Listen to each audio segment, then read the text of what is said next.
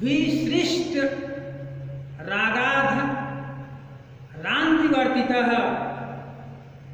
अस्तना अंगरागा अरुलाश्च कंदुकात् कुशांग पुरादान परीक्षता अंगुली कृतोक्षत सूत्र प्रणयी तया कर।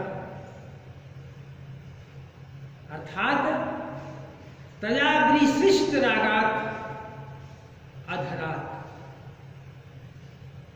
विशिष्ट रागात जिसे अब रगा नहीं था, रगा नहीं गया था, अधरात माने होठ से, जिनके होठ पर रंग नहीं लगाया गया था। अस्तना अंगरागात विता, और स्तन के अंगराग से लाल किए गए कंदुकाद माने गेंद के सदृश निवर्तित हटाया गया। कुशांग पुरादान परीक्षात अंगुली, जिसकी उंगलियां शमूल कुश के काटने में विध गई थी, चोटिल हो गई थी, ऐसे ही करह माने हाथ को, तया माने उस पार्वती ने अक्षत सूत्र प्रणयी कृतः अक्षमाला के जाप में लगा दिया, माने अक्षमाला का जाप करने में हाथ लगा दिया। बच्चों, पार्वती जी तपस्वियों की कठोर वेशभूषा के कारण उनके अंगों को कष्ट तो होता था, फिर भी पार्वती तप के अन्य कष्टप्रद साधन स्वीकार की। तप के जो भी कष्टप्रद साधन थे उनको उन्होंने नकारा नहीं बल्कि स्वीकार किया। इसी बात को कालिदास प्रस्तुत श्लोक में कह रहे हैं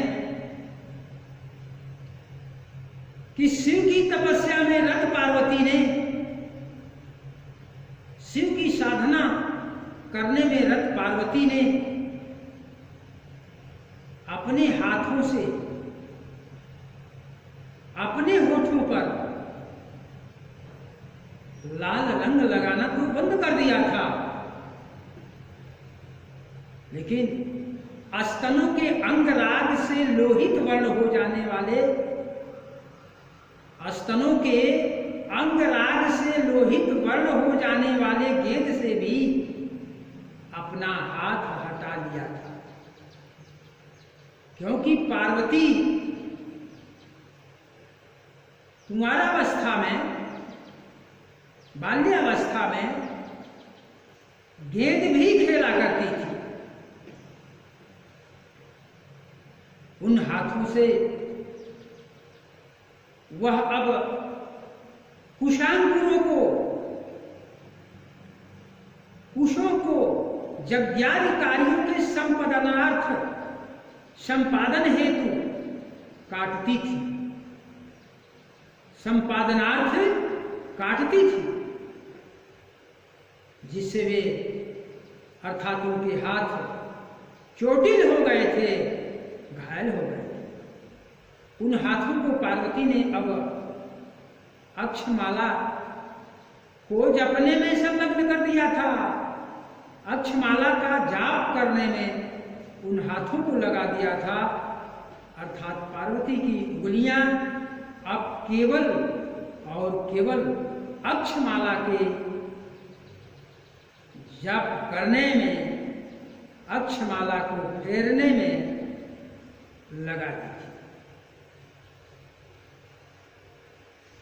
इसी प्रकार अगला श्लोक है 12वां।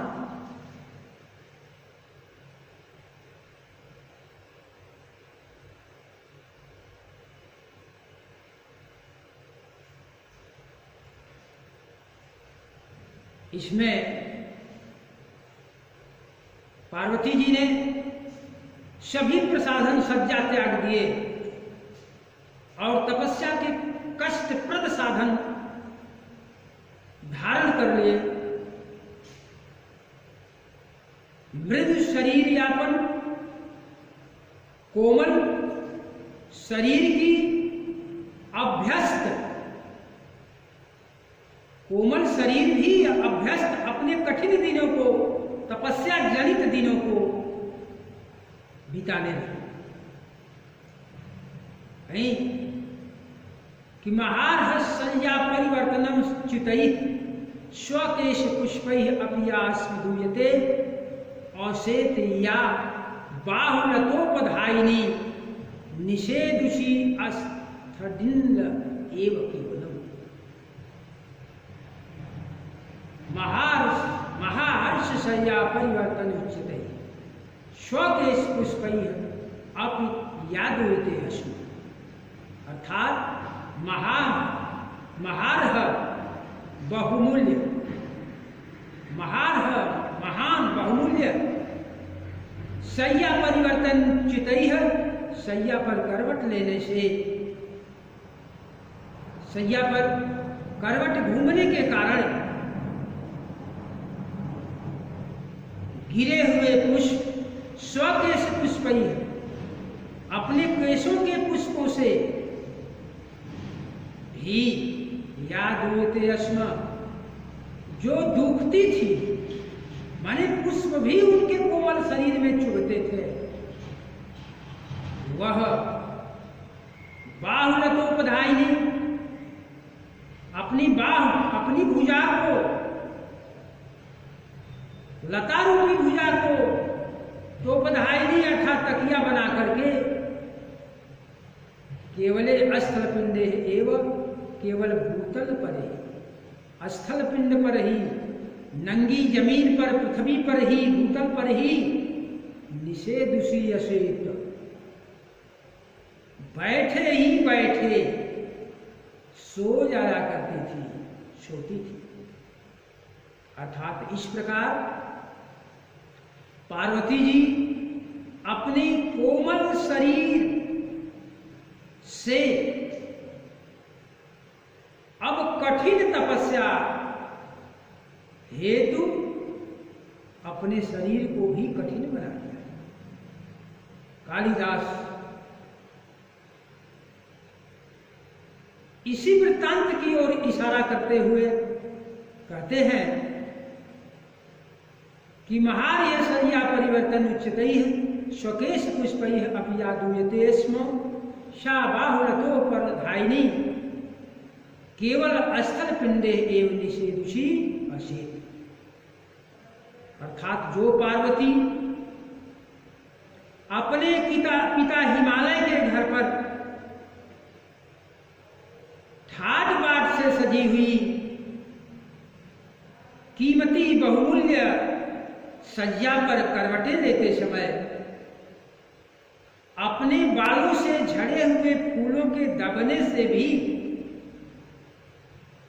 कष्ट का अनुभव करती थी, कष्ट का अनुभव किया करती थी, पर आज वही पार्वती तपोनियम साधना में, कठिन तपोव्रत में अनुरक्त होकर के लग जाने के कारण, दृढ़ संकल्पित होने के कारण पार्वती उभड़ खाबड़, ऊंची नीची, पथरीली, नंगी भूमि पर, नंगी पृथ्वी पर अपने हाथों की तकिया बनाकर बैठी बैठी ही सो जाया करती थी। अर्थात कहना यह है कि पार्वती फूलों से भी अधिक कोमलांगी थी, फूलों से भी अधिक कोमलांगी थी। उनके शरीर के सारे अवयव, अंग बहुत कोमल थे। वह तपस्या के कठोर व्रत को पूर्ण करती हुई अर्थात अपने शरीर को तपस्या के कठोर व्रत के समान ही कठोर बना करके भूमि पर ही शयन करती थी, नंगी भूमि पर भी वह सो लिया करती थी।